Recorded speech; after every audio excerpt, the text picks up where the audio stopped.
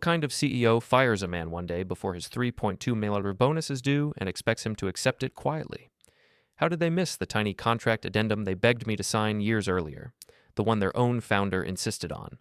Why did I keep my face calm and my pen steady as I signed my termination, knowing their attorney was about to discover how expensive their arrogance really was? Before we dive deeper into this story, I have one small request.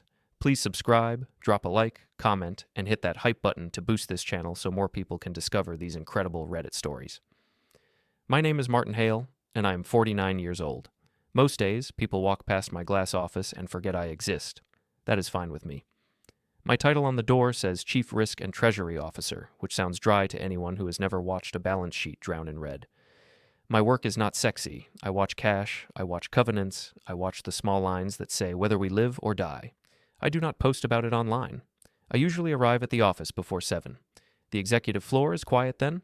The cleaning crew is still finishing, and the lights are half dim. I walk past the bright screens on the wall, the slogans about courage and growth.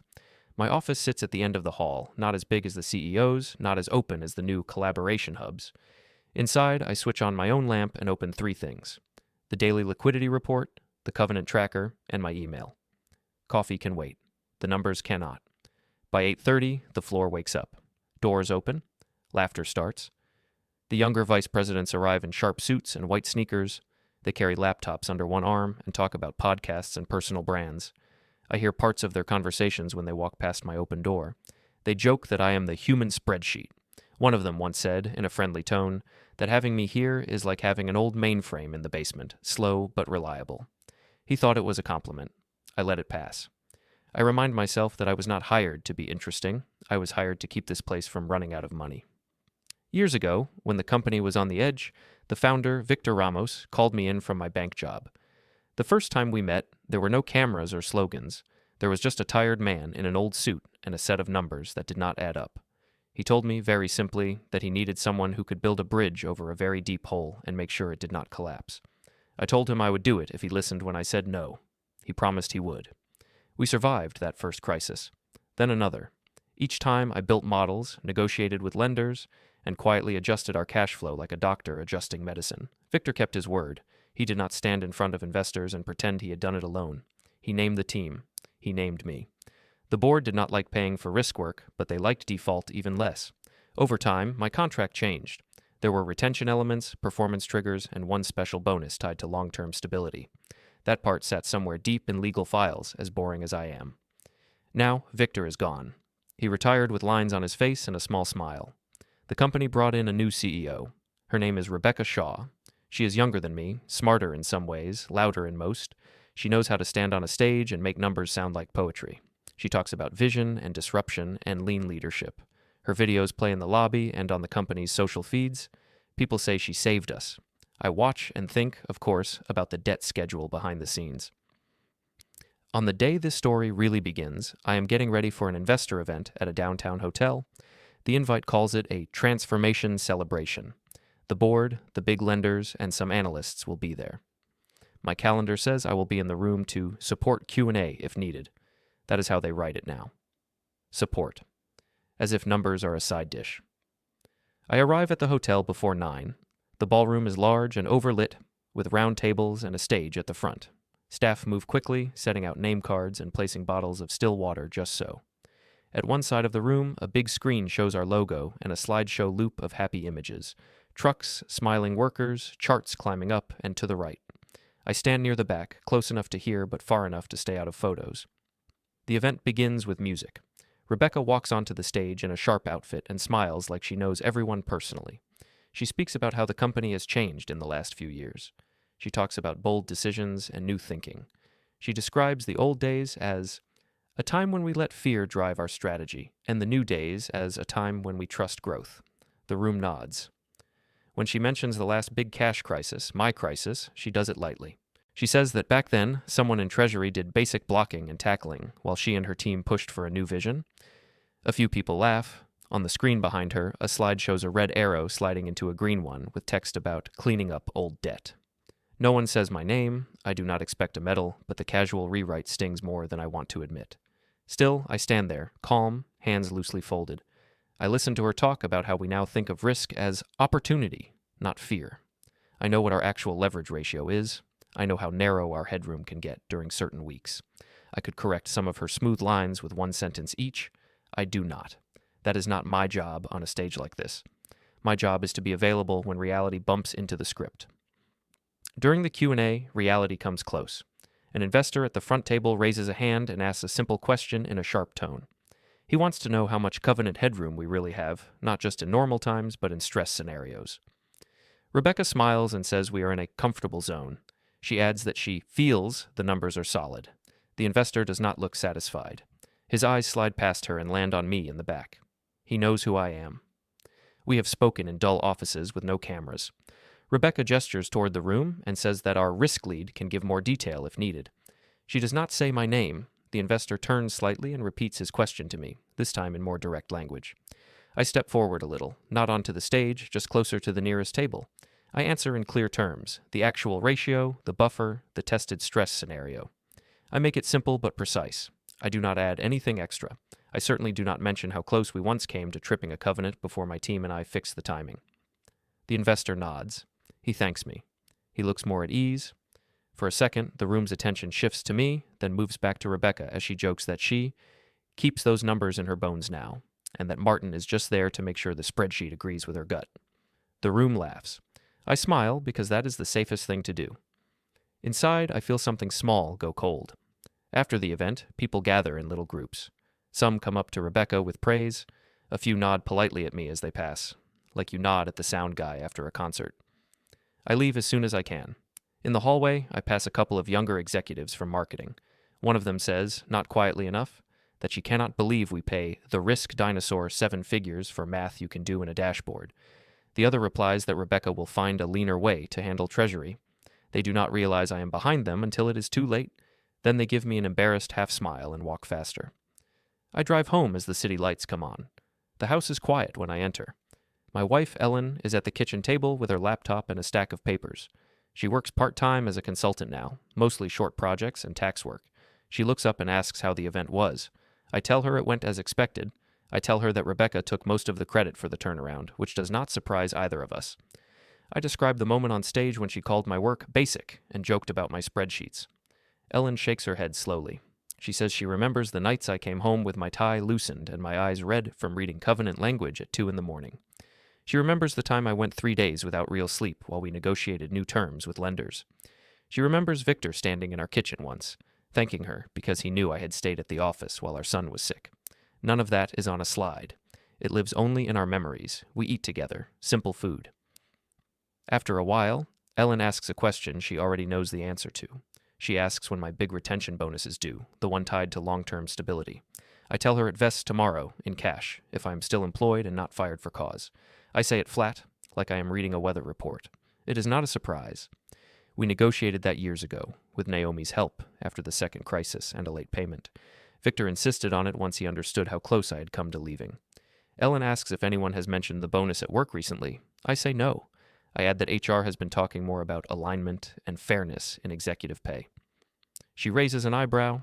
She worked in corporate finance long enough to know what those words usually mean. She reminds me that a contract is not a favor, it is a promise. She tells me again that if anyone tries to make me feel guilty for accepting what we agreed on, I should remember who begged me to stay back then. After dinner, she goes back to her laptop. I rinse dishes at the sink, listening to the quiet sounds of our house. The company feels like noise. Home feels like signal. I dry my hands and sit down across from her. My phone lies on the table between us, screen dark. For a few minutes, we do our separate work in silence. Then the phone buzzes against the wood. The sound is small but sharp. I turn it over. A new calendar invite fills the screen. The subject line says, Rebecca, Sandra. Quick reorg touchpoint, mandatory. The time is set for tomorrow afternoon, the last workday before my bonus date. The invite sat on my screen for a long moment. Quick reorg touchpoint, mandatory. The words were polite, but the timing was not. I felt Ellen's eyes on me. She asked what it was. I turned the phone so she could see. She read the subject line and the date. Then she looked back at me with a calm face that did not match the tightness in her jaw. She said it was interesting that they wanted to talk about reorganization the day before my bonus was due. Her tone was dry. She had spent enough years in finance to know that interesting meant exactly the kind of thing we expected. I shrugged, not because I did not care, but because I knew there was no point worrying out loud. I told her we would see what they had to say. When she went to bed, I stayed at the table for a while, staring at the invite. After a few minutes, I stood and walked down the hall to the small room we called the office. It was not fancy. Just a desk, an old bookcase, and a metal filing cabinet against one wall. I switched on the lamp and opened the top drawer of the cabinet. Inside were folders with labels from different years. Some held tax returns, some held school forms from when our son was younger, others held work things.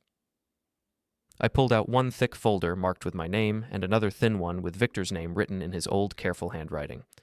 I set them on the desk and sat down. I did not open them yet. Instead, I leaned back and closed my eyes for a moment. My mind drifted back to the first time I met Victor in a crisis.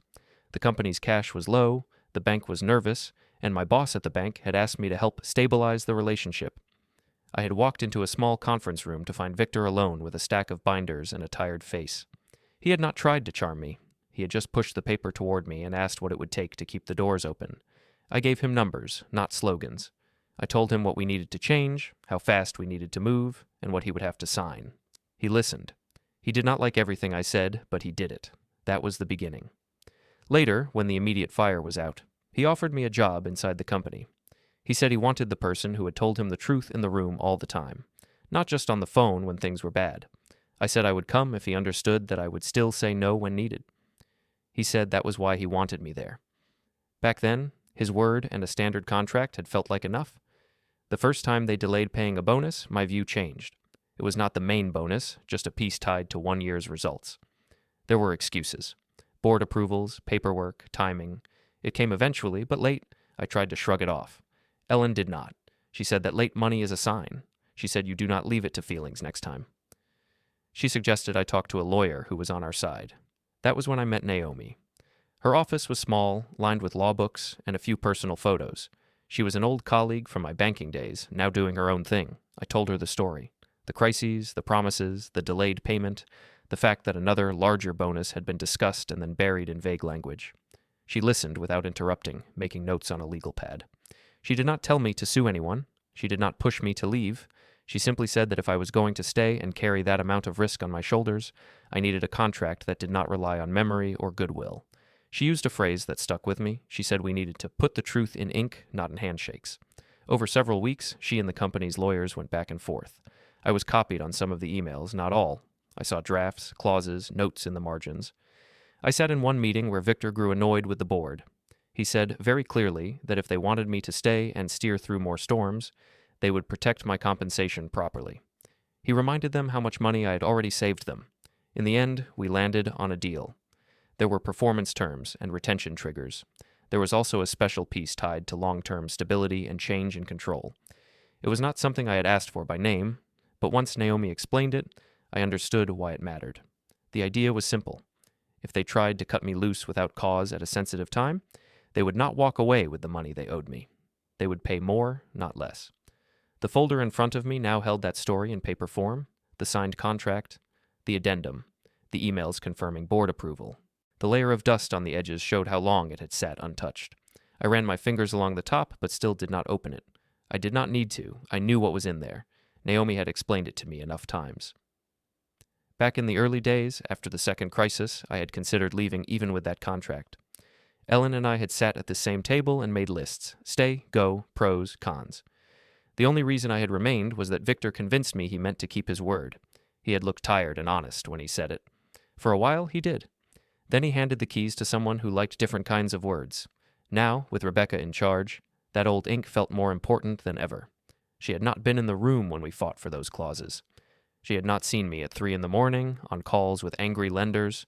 She only saw a line item on a comp report and a chance to clean up old deals. I could almost hear her in meetings, using that phrase. I put the folders back in the drawer without opening them, but I did not shove them to the back. I left them near the front. I closed the drawer and sat for a moment in the quiet. Then I turned off the lamp and went to bed. The next morning started like many others. I drove to the office in early light, walked through the lobby past the screens, and went to my glass office. I opened the liquidity report, the covenant tracker, and my email. My hands moved through the routine motions. My mind was already in the afternoon. At 10, we had a regular executive meeting in the main boardroom. The agenda was short. Update on performance, a quick nod to the investor event, and some loose talk about the next phase. I sat at one side of the long table, not near the head. Rebecca sat at the center, flanked by Caleb and a couple of newer VPs. Sandra from HR sat farther down with a tablet. Rebecca opened by praising the event. She said investors loved our new story. She mentioned that one had asked a funny numbers question, but said she had reassured him that we were in a strong place. For a second, my eyes met Caleb's across the table. He knew who had actually answered that question. His face did not show it. They moved on to talk about reorganization. Rebecca said we needed to align roles with our future state. She said that certain functions would be combined, others moved, and some reduced. She did not give details in that meeting. She just primed the room. Then she smiled and said HR would reach out to people as needed. Sandra nodded at this, eyes flicking down to her tablet. No one said my name. No one had to. I had been in enough of these sessions in my career to recognize the pattern. Announce the idea in friendly terms. Handle the hard parts in smaller rooms, one by one. I listened, made a few calm comments on risk when asked, and kept my face neutral. That afternoon, I had to fly out for a lender visit. On the plane, I thought about Victor again. I remembered a different boardroom, years earlier, when he had spoken up for me. The board had grumbled about the size of my new package. Victor had said, in plain words, that they were paying me less than the cost of one mistake I had already prevented. The room had gone quiet. I landed, met with the lender, and went through the usual motions. Numbers, forecasts, quiet jokes about interest rates. The visit went smoothly. In the small airport lounge on the way back, I found a corner seat near a window. I poured myself a cup of cheap coffee and opened my laptop. A group of younger executives from my company sat a few seats away. They probably did not see me. They were excited, talking about the next quarter. I caught bits of their conversation. One of them said that Rebecca wanted to show the board she could be disciplined on executive pay. Another mentioned legacy packages and how some of them made no sense anymore. Somebody said my name, followed by a low whistle. They joked about $3 million for a guy who stares at covenants, like it was a punchline. One of them said that if they timed things right, the company could save a huge chunk and signal strength to shareholders. Another said that the old man would probably accept whatever they put in front of him, because finance people hate drama. They laughed, backed by the soft music in the lounge. I sat with my back half turned, looking out at the tarmac. I did not interrupt. I did not remind them that headphones exist. I just listened. The words were not surprising. What mattered was the timing. They were talking about moving fast and smart before some date. That date sounded a lot like tomorrow. On the plane ride home, I did not sleep. I watched the light fade outside the window and thought about Naomi's phrase, "Put the truth in ink." She had done that. Victor had signed it. The board had approved it. The company had benefited from my work for years under those terms. Now, Rebecca wanted the benefit without the cost. By the time I got home, it was late. Ellen was waiting up, reading on the couch. I sat down beside her and told her what I had heard in the lounge, how casual the jokes were, how sure they sounded that I would not fight. She listened without interrupting, then said something simple. She said that if people choose not to read what they sign, it is not your job to teach them at the last minute. I went down the hall to the small office again. I opened the filing cabinet and took out the folder with my name. This time, I did open it. I did not need to read every line, but I ran my eyes over the key parts, the ones Naomi had underlined in our meetings long ago. The language was dry and clean. No emojis, no talk of vibes, just conditions, dates, and duties. I closed the folder, put it back in the cabinet, and locked the drawer. Then I looked at the small metal safe in the corner. I knew there was another copy in there, and another in a bank deposit box across town. I had done what Naomi told me. I had not trusted just one place. As I turned off the lamp and stepped out of the room, my phone buzzed again in my pocket. A reminder appeared on the screen. Reorg touchpoint, Rebecca, Harm, Sandra, tomorrow, 3 p.m. The next morning, the office looked normal on the surface. People carried coffee cups, talked about weekend plans, and joked in the hallway. My calendar, however, had a new center of gravity. The reorg touchpoint sat at 3 p.m, bold and bright. Every time I glanced at my schedule, my eyes went back to that block of time, like a tongue poking at a sore tooth. I went through my usual routine anyway. I checked the liquidity report, updated the covenant tracker, and sent a short note to the CFO team about a small timing issue in one region. My hands moved like they always did. My mind felt a half step off. Around mid-morning, Sandra from HR appeared in my doorway with a practiced smile. She said she wanted to grab me for a quick pre-meeting check-in in the wellness conference room. She called it a supportive conversation. The HR wellness room looked like every other modern corporate comfort space. Soft chairs, pastel art, a small plant on a low table, a poster about whole-person care hung on the wall. Sandra sat across from me with her tablet. She began by saying she appreciated everything I had done for the company. She mentioned my stability during uncertain times. Then her tone changed slightly. She said that the company was moving into a new phase that required different kinds of leadership. She talked about fresh energy, bold risk-taking, younger leaders, and a culture that did not over-index on caution. She said some senior roles might be reimagined or realigned to support this vision. When she used those words, she looked at me in a gentle but firm way. I asked her calmly if there were any performance concerns about my work. I asked if anyone had said I failed to meet targets or made errors in my duties. She glanced at her tablet and said there were no formal performance issues. She repeated that I had been a strong contributor. Then she circled back to culture and fit. She said that the board and Rebecca wanted an executive team whose compensation and visibility matched the new story they were telling. She said that in some cases, that might mean adjusting pay structures that felt out of sync with current expectations. She suggested that if I was open to renegotiating certain elements, it could show goodwill and flexibility. The word renegotiating hung in the air. We both knew what was scheduled for tomorrow, the long-term bonus date. We both knew this conversation was not really about culture. I told her in a steady voice that I was comfortable with the contract we already had. I said it had been agreed years ago during difficult times and that it reflected the risk I carried then and now. I added that if the company wanted to make changes going forward, they should do so in a way that honored existing commitments. She nodded slowly, but her eyes cooled. She said that she respected my position, but she also said that the company had to make hard choices. She mentioned that the reorganization Rebecca was planning would touch several executive seats. She used careful phrases about no roles being guaranteed forever and organizational evolution. She told me that in the afternoon meeting, Rebecca would talk to me directly about where they saw my role going. She suggested I keep an open mind.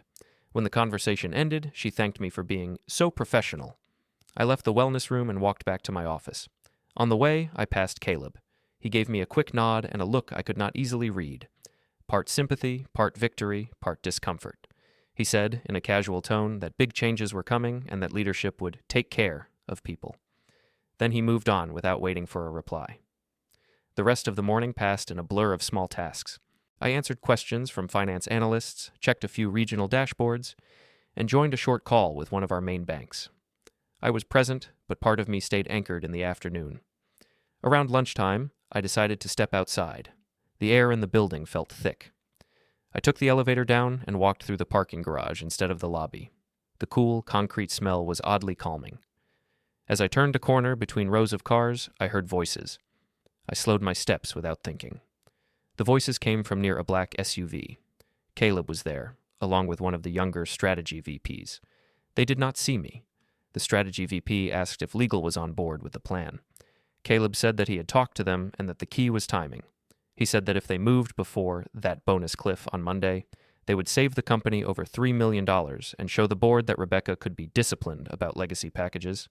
He said it like he was bragging about finding a clever tax deduction. The other man laughed and said it was impressive work. Caleb replied that sometimes you had to be ruthless with old deals to prove you were serious. He said he doubted I would put up a fight, that finance people hated public conflict and preferred to leave quietly. He added that the optics of cutting an overpaid risk dinosaur right before an investor update would play well with certain board members. I stood behind a concrete pillar, listening. My heart did not race. Instead, something inside me became very still. I had suspected the plan already. Now I knew. They were not just thinking about reorganization, they were targeting that specific date, that specific amount. They were counting on me to swallow it for the sake of dignity. I waited until their voices faded, then walked back toward the elevator as if I had heard nothing. In the mirrored walls, I saw my own face. It looked calm, maybe even blank. Inside, a line had been crossed. They were not just forgetting my contribution, they were actively trying to erase a promise to make themselves look tough. The afternoon dragged. At 2:45, I closed my email and straightened my desk. At 2:55, I walked down the hall toward Rebecca's office. The door was half open. Sandra stood nearby, pretending to review something on her tablet. Inside, Rebecca sat at her desk, looking at a document on her screen. She greeted me with a bright, practiced smile and asked me to sit. Sandra took a seat in the corner with her tablet ready. Rebecca started with small talk. She mentioned the investor event, the upcoming quarter, the energy on the executive team. Then she shifted to reorganization. She said that as the company evolved, certain roles needed to be reconsidered. She spoke about blending risk and finance under a newer model, about bringing in leaders who were closer to the market, about simplifying the structure. She said that unfortunately, this meant my current role might not exist in the same way going forward. I asked if there was a new role they envisioned for me. She hesitated, then said that they did not see a clear fit at the level I currently occupied. She used phrases like flattening the hierarchy and making room for new talent. She added that, from a cost perspective, the board was questioning legacy compensation structures that no longer aligned with peers. I listened without interrupting. I asked one question. I asked if they were suggesting a change to my existing contract terms, including the bonus due on Monday. Rebecca glanced at Sandra, then said that the board felt such a large payout to a support function sent the wrong message in a time of layoffs and restructuring. Sandra picked up from there. She said that they were hoping I would agree to reframe that bonus into a smaller, longer-term package tied to future service under a new agreement. She presented it as a chance for me to demonstrate leadership by sharing the burden. She smiled as she said it. I asked if my performance had been unsatisfactory. Sandra said no, absolutely not. She repeated that this was about alignment and optics. Rebecca then suggested that, given all I had already earned, perhaps I could show I was not just here for a payday. That line hung in the air between us. I looked at her and answered slowly. I said that when Victor hired me, he had promised that if I took on the risk of guiding this company through its worst years, the board would honor the agreements we signed. I said that I had stayed through crises because of that promise. I added that the contract we had now, including the bonus due Monday, had been negotiated carefully to reflect that history. Rebecca's expression tightened. She said times had changed. She said the market did not understand deals like that anymore. She suggested that if I insisted on clinging to old terms, it would make it harder to tell a clean story about discipline and fairness. Sandra nodded and said that, realistically, refusing to adjust could impact how my role was treated in the reorganization. I realized then that they were telling me, in smooth words, that if I did not give up what was owed, they would cut me off before I could claim it. They were not asking, they were warning. I also realized something else. They were confident. They believed they understood my contract better than I did. They believed timing alone would save them. I told them, in a calm tone, that I was not willing to change the existing agreement. I said I would continue doing my job as usual, and that if they chose to reorganize me out of the company, I would accept that decision. I added that I trusted the written contract to speak for itself. Rebecca's smile vanished completely for the first time. She said she was disappointed. She said she had hoped I would meet the moment with a more flexible mindset. Sandra's voice grew cooler. She said that in that case, HR and legal would proceed with the reorganization plan and that I would hear from them soon. I stood, thanked them for the conversation, and left the office. As I walked back to my own space, the hallway felt strangely quiet, even though people were still moving around. The words from the parking garage echoed in my head. Save $3 million. Move fast. The old man will not fight. When the day finally ended, I drove home in the fading light. Ellen was in the kitchen again, working over a spreadsheet on her laptop.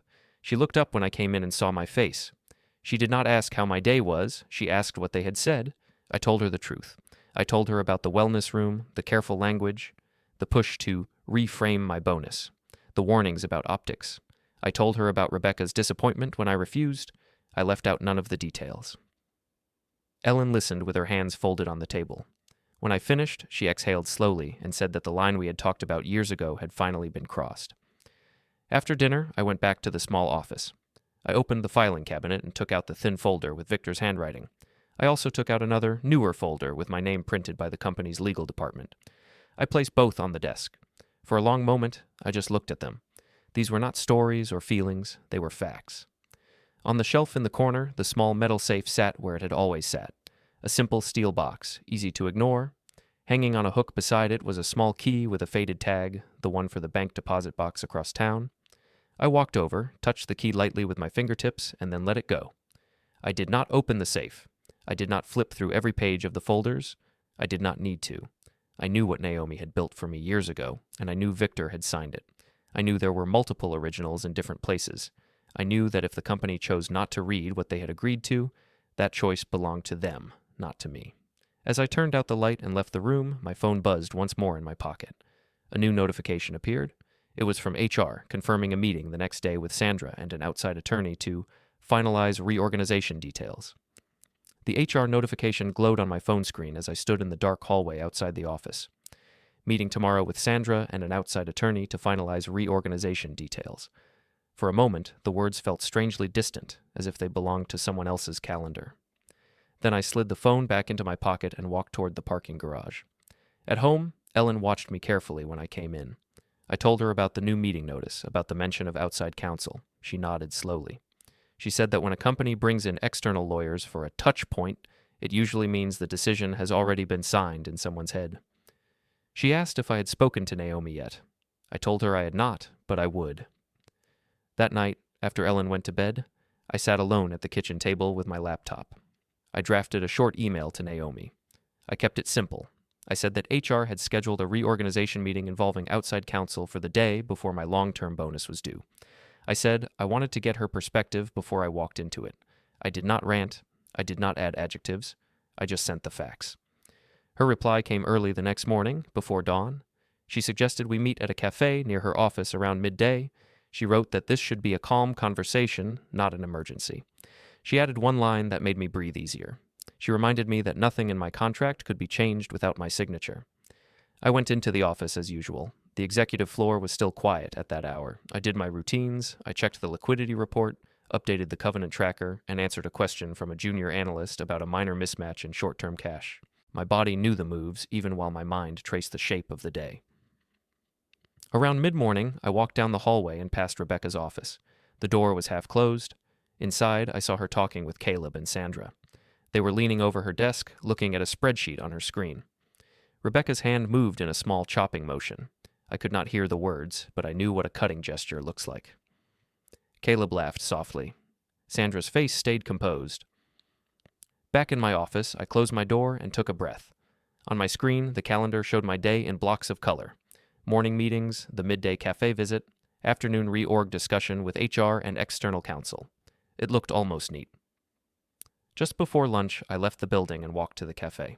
It was one of those corner places with wooden tables and steady background noise. Naomi was already there when I arrived, sitting at a small table by the window with a notebook and a coffee. She stood, we shook hands, and sat back down. She asked me to tell her the story from the beginning, in my own words. I started with the investor event, the jokes about basic blocking and tackling, the way Rebecca had rewritten history on the stage. Then I moved to the HR wellness room, the talk about alignment, the push to renegotiate my bonus, and the implied threat about reorganization. I finished with the parking garage conversation, the jokes about saving $3 million and assuming I would accept whatever they offered, and the formal reorg meeting scheduled for today with outside counsel. Naomi listened without interrupting, just like she had years ago. When I finished, she summarized what she had heard. She said that the new CEO wanted to eliminate my role before a specific payout date to avoid a large cash obligation. She said they were using cultural language to cover a financial move. She added that they were confident enough to joke about it in hallways and lounges. I told her that sounded accurate. She asked me one question. She asked if I had signed anything since our last contract and addendum, anything that changed the terms. I said no. The only things I had signed were standard annual compliance forms, not compensation documents. She nodded. She reminded me of the structure we had negotiated. She did not recite the clauses. She just described the shape. She said that the core idea was simple. If the company terminated me without cause near a key date, they would not escape the obligation. They would trigger additional protections. She said that logic had not changed. The ink was still dry. The signatures were still there. She told me not to warn them. Not in those exact words, but the meaning was clear. She said it was not my job to educate their leadership or their lawyers about agreements they had already signed. She said that if they wanted to walk into a glass door, the polite thing was not to move the door. It was to step out of the way. She advised me on how to behave in the meeting. She told me to remain calm, answer questions honestly, and not argue with the fact of reorganization if they had decided on it. She told me not to sign any new document that waived rights or modified existing terms. She said to check any termination paperwork carefully for hidden language about releasing claims or superseding old contracts. If the paperwork matched what she expected, she said I should sign it without protest. Not because I agreed with their behavior, but because the terms of that very termination would activate the protections we had built. She reminded me that I had multiple originals and that she had copies as well. She said that if they failed to honor the contract after the termination, the law would give us tools. She also told me something practical. She said to go into the meeting with the mindset that I was already done with this job. She said that if I walked in still trying to save my place in their story, I might feel tempted to bargain away things I had already earned. She said that if I walked in ready to leave, I could let the paper speak for me. We paid for our coffees. As we stood, she asked if I felt ready. I said that I felt clear. She smiled slightly and said that clarity was the best thing you can bring to a room where other people think they are being clever. After the cafe, I went with her to her office for a few minutes. She wanted to confirm that she had everything she needed on file. In a small room lined with shelves, she opened a cabinet and pulled out a thin folder with my name on it. She did not show me the contents. She did not need to. I saw Victor's signature on the top page from where I stood. That was enough. Back at our own headquarters, the afternoon light made the glass walls of the executive floor look like mirrors. As I walked past, I saw my reflection overlapping with people inside, talking and laughing. I passed Caleb again. He was standing with a couple of directors, explaining something on his tablet. I heard my name float past, followed by the phrase, rebalancing comp optics. The directors nodded, impressed. In my office, I wrapped up some ongoing tasks. I replied to emails that would need closure if I did not return. I left my files organized, my notes clear. I did not want anyone to be able to say that I left a mess. I called one of our banking contacts and gave a brief status update. Nothing unusual. Just enough to ensure that if my name dropped from internal contact lists, they would not assume I had vanished mid-crisis. Around mid-afternoon, my phone buzzed again. A new calendar notification appeared. The meeting with Sandra and the outside attorney had been updated. The location had changed from the HR conference room at our headquarters to a downtown address I recognized as a law firm. The subject line now included a name: Reorganization Outcome, Meeting with HR and Counsel, Alan Brooks. I sat back in my chair and looked at the screen. Moving the meeting outside the office made sense. Companies like to handle certain conversations on neutral ground, away from curious eyes and ears. It also confirmed that the decision was formal, not exploratory. They were not seeking my input. They were executing a plan. I forwarded the updated invite to Naomi with a short note. Location changed, firm confirmed. Her reply came quickly. She wrote that she knew the firm and that Alan had a reputation for being thorough. She added one reminder: do not sign anything that says you waive rights under prior agreements. She told me to take my time reading whatever they put in front of me. Before leaving for the meeting, I walked once more through the executive floor. I stopped by the window at the end of the hall and looked down at the parking lot. Cars came and went. For a moment, I thought about the first day I had walked into this building as an employee, when Victor had still been CEO and this floor felt less like a stage. Then I turned and walked to the elevator. The ride down was short and quiet. In the lobby, I passed a monitor showing one of Rebecca's latest internal videos. She was talking about courage and discipline, about how leadership meant making hard calls. A subtitle at the bottom repeated her phrase about no sacred cows in comp or structure. I kept walking. Outside, the air was cool and dry. I took a cab to the law firm.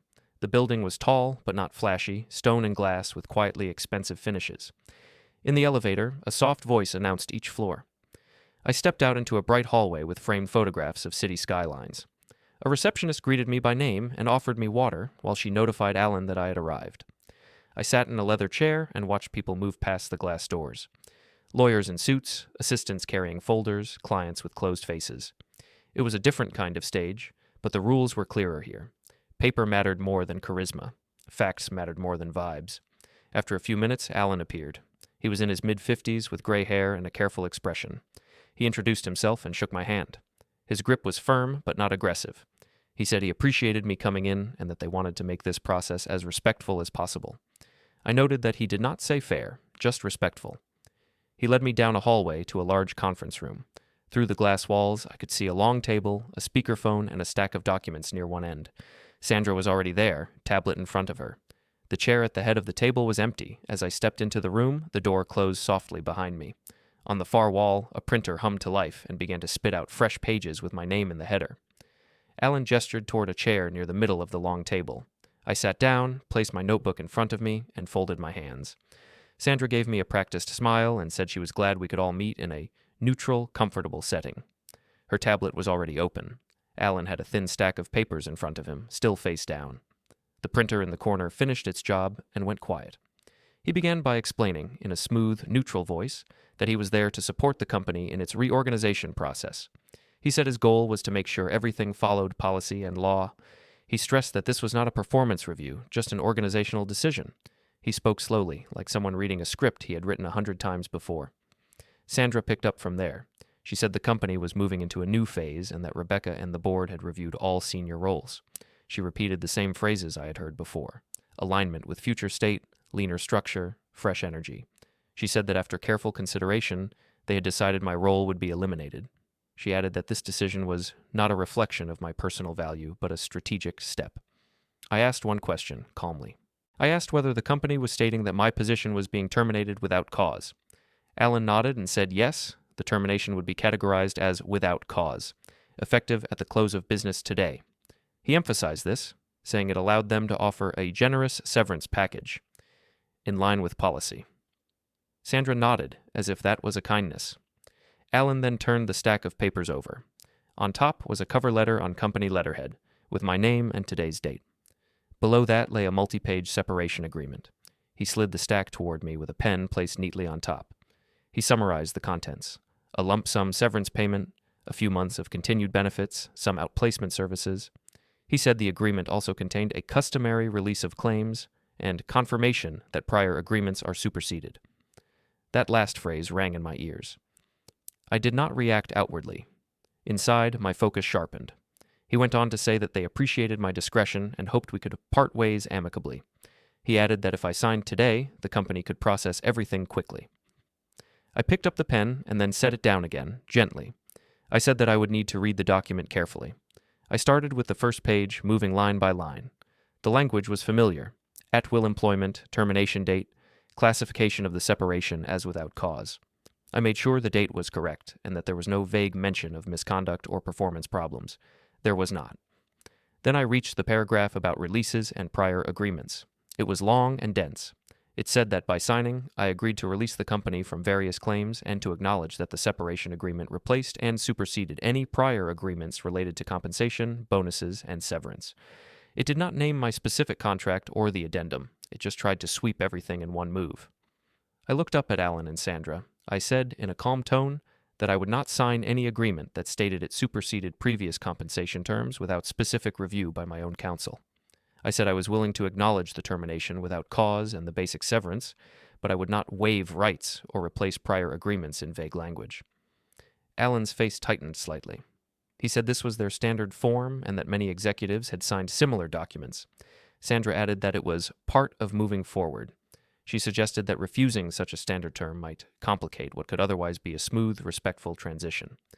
I repeated myself, word by word. I said I was not refusing to leave.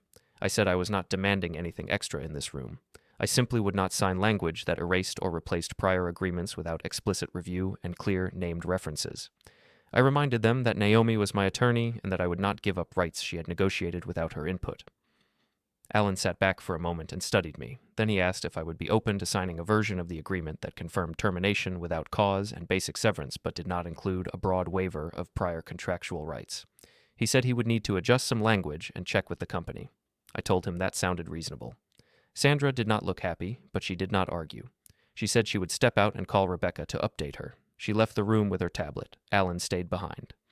There was a quiet moment where only the hum of the air system and a faint printer noise from another room could be heard.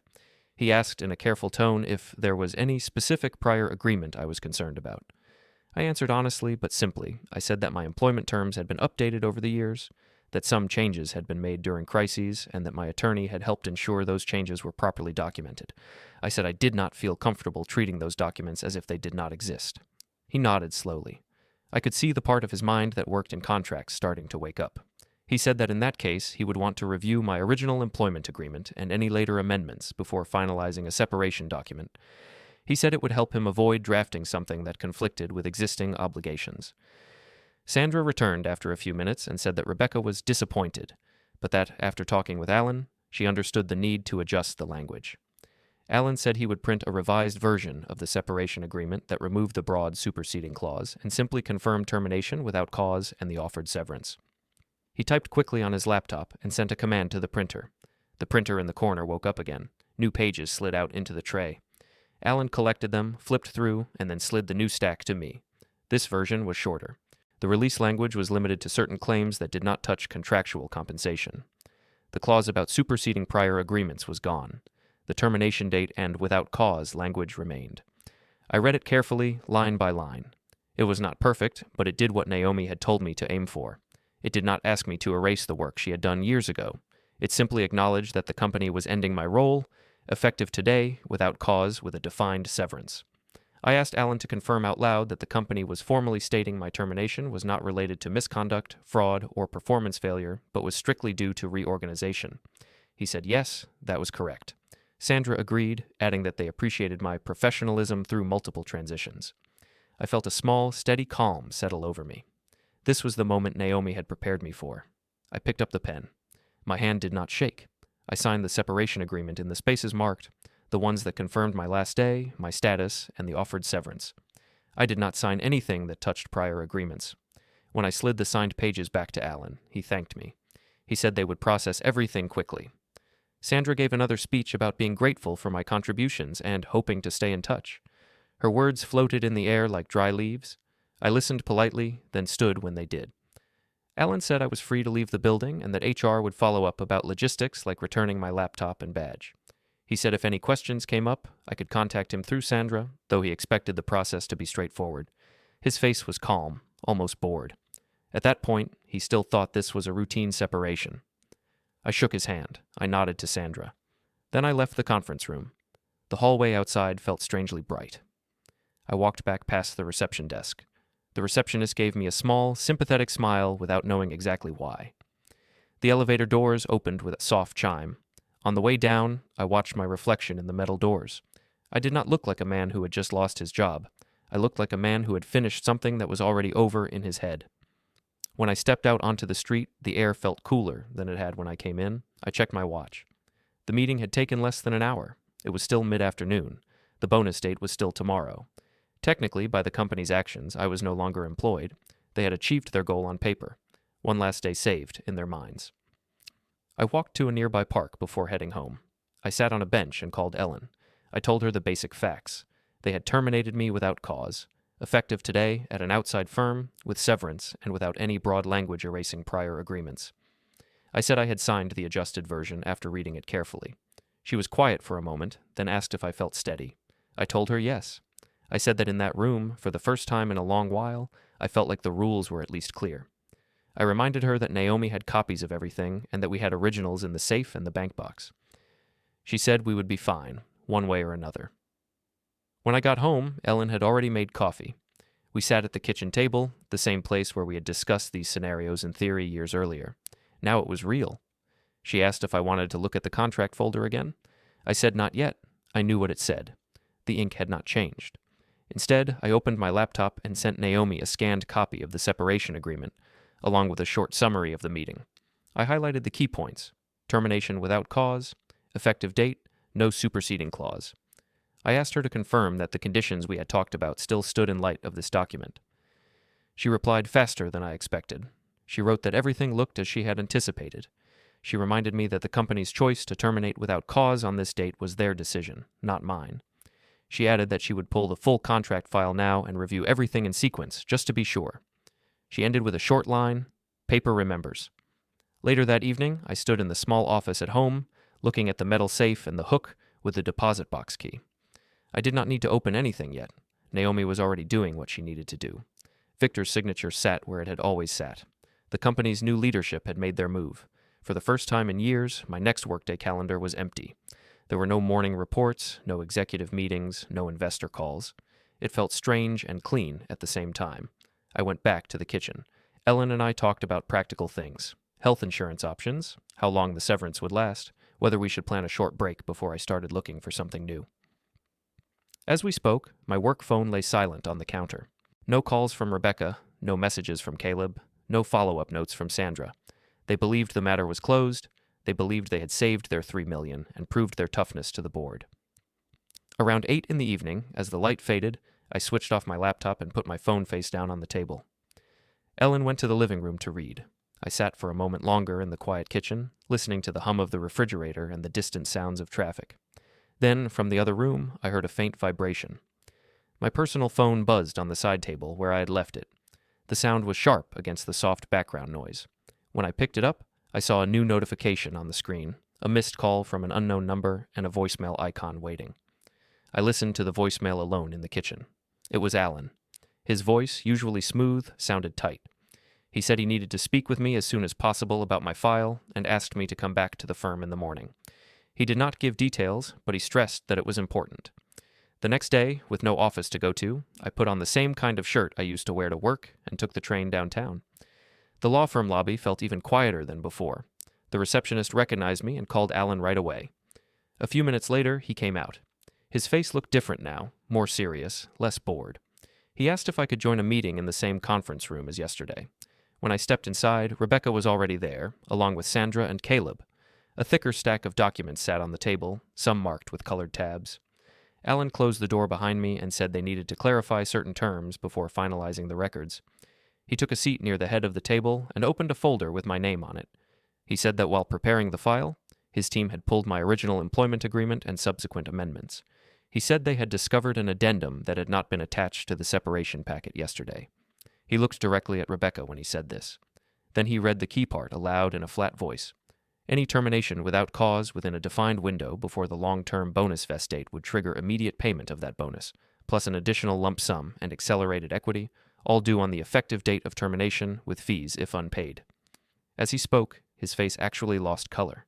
Then his control slipped, and he raised his voice. He turned to Rebecca and demanded to know whether she had already paid the bonus referenced in that clause. He sounded almost angry as he asked her to please tell him she had already done it. Rebecca did not answer at once. She glanced at Sandra and Caleb. They both looked stunned. Finally, Rebecca said that the whole point of the reorganization timing was to avoid paying the bonus, and that HR had told her it would not be owed if they acted before Monday. Alan rubbed his forehead and said that by terminating me without cause yesterday, they had activated the clause instead of escaping it. He said there was no way to rewrite that now without my agreement. He asked me if I had my own signed copy of the contract and addendum. I told him I did, in more than one place, and that my attorney had them as well. He nodded and said that in light of this, the company was obligated to pay the full amount immediately and to record it properly. He added that any delay would put them in breach and create more problems with auditors and the board. The room shifted then. Sandra began talking quickly about needing to review internal notes. Caleb stared at the table, silent. Rebecca asked if there was any way to reconsider the interpretation. Alan said the language was clear and that Victor's signature and board approval were on the addendum. He told her that trying to fight it would be costly and public. Finally, Rebecca looked at me and said they would process the payment right away. Her voice was flat. Alan said he would oversee the wire instructions himself and prepare a memo for the board explaining what had happened. He thanked me, almost formally, for my patience. I did not gloat. I did not give a speech. I simply said that I expected the company to honor the agreement it had signed and that once the payment cleared, there would be no further need for contact. Then I picked up my notebook, nodded to the room, and walked out. In the elevator, my hands felt very steady. When I stepped onto the street, my personal phone buzzed in my pocket. I glanced at the screen. A new bank notification had arrived, showing an incoming credit for an amount with more zeros than any salary deposit I had ever seen.